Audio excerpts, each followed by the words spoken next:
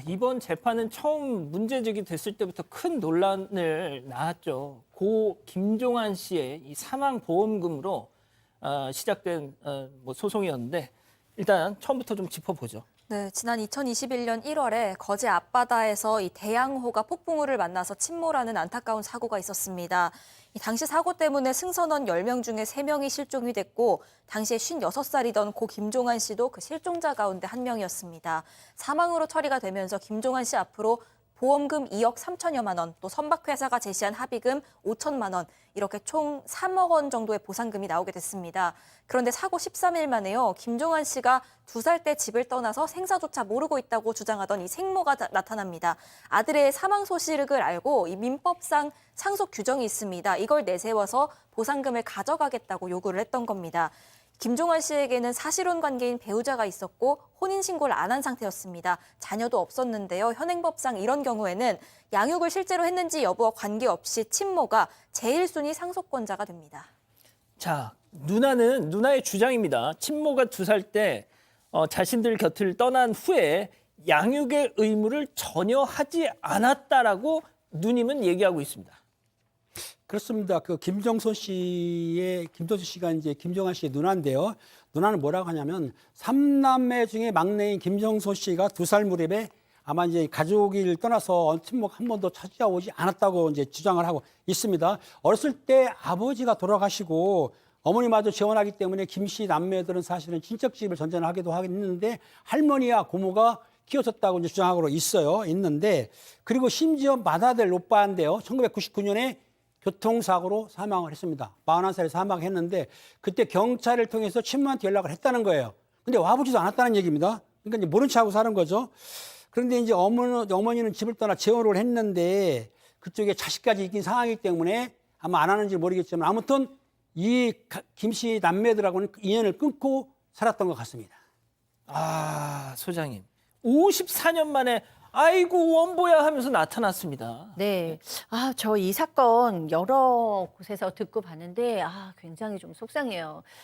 저도 상담을 하다 보면 아주 어렸을 때 뭐 엄마가 우리를 버리고 갔다, 뭐 엄마가 아빠랑 이혼하면서 연락을 끊었다 하면서 이제 어렸을 때부터 너무 평생을 엄마를 그리워했던 마음으로 지금 성인이 되신 분들이 있는데 정말 속이 시커멓게 타 있거든요. 너무 마음고생을 해서. 근데 이 누나 얘기를 들어보면 정말 속상했겠다라는 생각이 듭니다.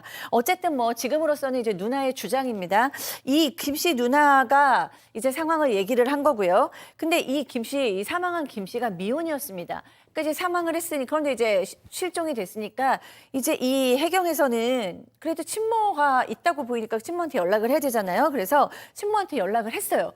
그랬더니 이 친모가 맨 처음에는 김종한이라는 사람을 아십니까? 그러고 해경이 물어보니까 모른다. 그 사람 누구냐? 뭐 이런 아들 식으로. 이름을 몰라요? 네, 모르는 거예요. 그 오빠가 사망했을 때도 나타나지 않으셨다고 했잖아요. 그러니까 모른다 이렇게 얘기를 했는데 그런데 모른다던 아들을 13일 만에 다시 이제 나타났어요. 이 어머니가 나타나더니 네, 내 아들이 사망했다고 그러면서 재혼을 해서 낳은 딸과 사위와 함께 이제 대동을 딱 해서 나타나셔가지고 그 보상금 권리가 나한테 있다고 얘기를 한 거예요.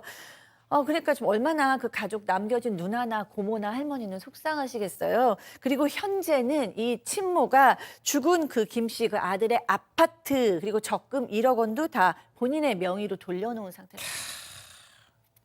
세 번째 사건 체크포인트 짚어보죠.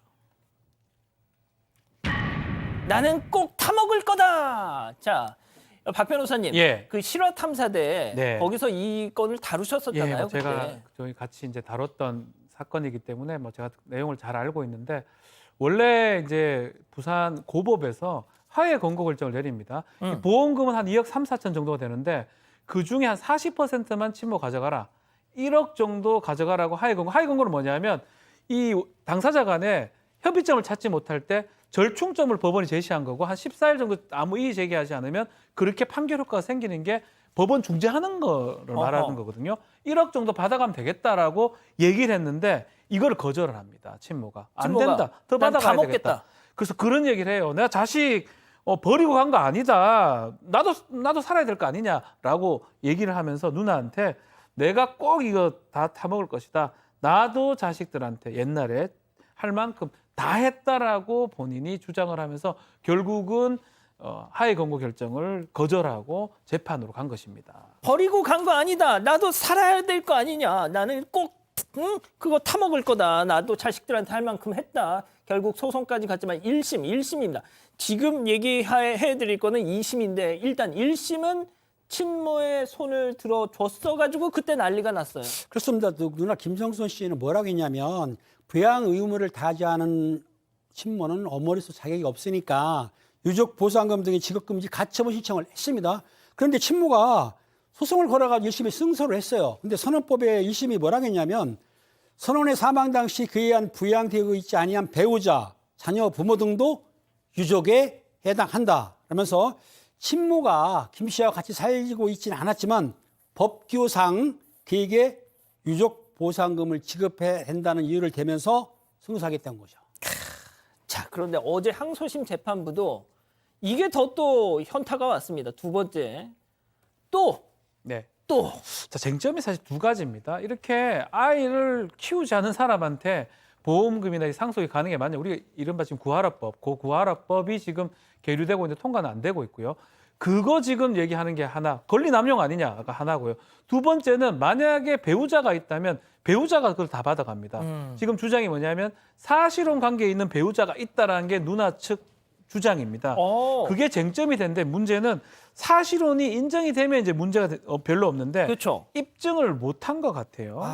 예컨대 뭐 지금 뭐 사진이나 반지 같은 거 증거로 제출했는데 둘이 같이 살았다는 행적이라든지 그런 주민등록 기록 자체가 좀 없었고 법원에서는 그 주장을 뒷받침하기엔 좀 부족한 거 아니냐라고 봤던 것 같고 수년간 함께 살긴 살았는데 재판에 또 이 여성이 좀 적극적으로 나서지는 않았던 것 같아요. 그런 부분들이 좀 문제가 됐었고 결국은 사실혼이 인정이 안 된다 그러면 친모가 지금 다 가져가는 상황이 되고 또 이 선언이기 때문에 한 달에 몇 번 정도 배 타지 않을 때 그런 때만 보는 거거든요. 그런 부분 때문에 입증이 쉽지 않았던 것으로 생각이 듭니다. 박 변호사님, 네. 그 사실혼 관계로 추정됐던 그 여성이 재판에 적극적이지 않았다. 네. 아니 그분은 이 김종환 씨 사망 이후에 다른 누군가를 만나서 그럴 수도 있는 거잖아요. 아니 그런 거 재판부가 좀 고려해 주면 안 되나?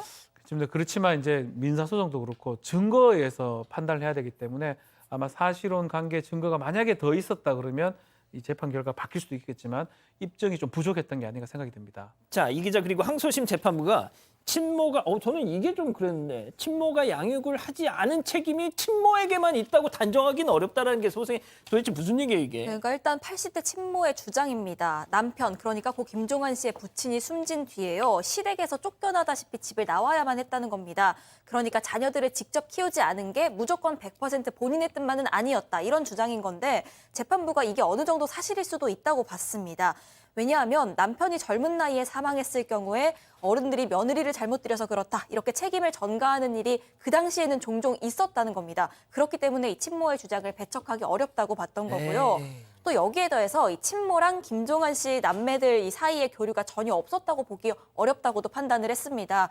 왜냐하면 30여 년 전에 김 씨 남매가 친모의 재혼 남편이 소유하고 있는 주택에 거주한 적이 있다는 겁니다. 그런데 김종환 씨의 누나 측에 따르면 이렇게 설명을 했습니다. 그 당시 임대인이 친모 재혼 남편인 줄 전혀 몰랐다. 그리고 친모랑 마주친 적도 없다. 이렇게 얘기를 했습니다. 하지만 재판부는 그건 좀 너무 이례적이지 않냐. 이건 쉽사리 믿기 어렵다라고 밝혔고요. 이 밖에도 친모가 김 씨의 성인이 된 이후에 증명사진을 가지고 있기도 했습니다. 이런 이유를 들여서 아까 전에 박 변호사님이 설명해 주신 두 가지 쟁점 중에 첫 번째, 친모가 사망보험금을 수급할 수 있다는 주장이 권리남용이냐 아니냐에 대해서요. 권리남용에 해당하지 않는다고 봤던 겁니다. 자, 어제 항소심 끝나고 나서 김종환 씨의 누님 인터뷰를 했습니다. 그 얘기 잠깐 들어보시죠. 얼마나 부모 없이, 어머니 없이 얼마나 힘들게 살았는데 말이 안 된다고 이제 그런 얘기. 저희들은 어릴 때 부모 엄마라는 것도 불러보지도 못하고 아버지도 못 불러봤어요. 못 불러보고 우리 저희 할머니 집이 너무너무 가난해갖고 제가 7살 때 동네 아기를 봐주고 그 조금 그 쌀 같은 거 받아갖고 우리 동생이 그 당시에 많이 아팠습니다. 그래갖고 거의 먹이고 오빠는 그 동네에 이제 그 소 같은 염소 같은 걸 봐주면은 그 이제 먹거리를 주면은 그걸 갖고 먹고 살았어요. 그렇게 우리가 힘들게 살아고 정작 우리가 그 어릴 때 엄마를 찾았을 때 그 사람 뭐 있는데요. 우리 버리고 가가지고 다른 남자하고 결혼했고 2명이 자식까지 둔 사람입니다. 그런데 그 사람을 인정을 해준다. 이 대한민국 법이 지금 이렇게 해야 되겠습니까? 이건 아니다 아닙니까? 그 자식을 낳았다 해서 부모 아닙니다. 부모의 의무를 해야죠. 뭘 했는데. 그런데 우리 이 판사님이 난 너무너무 기가 차서 웃음배 안 나옵니다, 진짜. 아이고, 많은 분들이 구하라법 통과되지 않았나? 라고 하시는데요. 안 됐습니다. 이른바 공무원 구하라법은 통과가 돼서 2021년부터 시행이 됩니다. 만약에 공무원인 경우에는 뭐 공무원 연금이나 이런 거를 이렇게 받을 수 있는데 일반인들 그 관련한 게 구하라법은 아직도 국회에 법이 계류 중입니다. 내년 총선이잖아요. 21대 국회 이제 거의 끝물인데 올해 만약에 이거 안 되면요. 또 세워라 내워랍니다, 진짜. 예? 정말 큰일이에요. 고 김종환 씨 누님 대법원까지 가시겠다고 합니다. 자, 이렇게 정리하고요.